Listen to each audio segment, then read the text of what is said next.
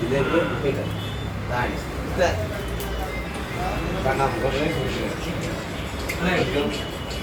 ನಮ್ಮ ಕಂಪುರದಲ್ಲಿ challenge star Darshan sir ಅವರ ಆಪ್ತರಾಗಿರ್ತಕ್ಕಂಥ ನಮ್ಮ ಮಲ್ಲಿಕಾರ್ಜುನ ಸರ್ ಅವರು ಇವತ್ತು ನಮ್ಮ ಕೊಪ್ಪಳಕ್ಕೆ ನಮ್ಮ ಅಭಿನವ ತಂಡದ ಕಾರ್ಯಕ್ರಮಗಳನ್ನು ವೀಕ್ಷಣೆ ಮಾಡಿ ಭೇಟಿ ಕೊಟ್ಟರೆ ನಾವು ನಮ್ಮ ಚಾಯ್ ತಲಾಬ್ಗೆ ಅವರಿಗೆ ಇಲ್ಲಿ ನಾವು ಇನ್ವೈಟ್ ಮಾಡಿದ್ದೇವೆ.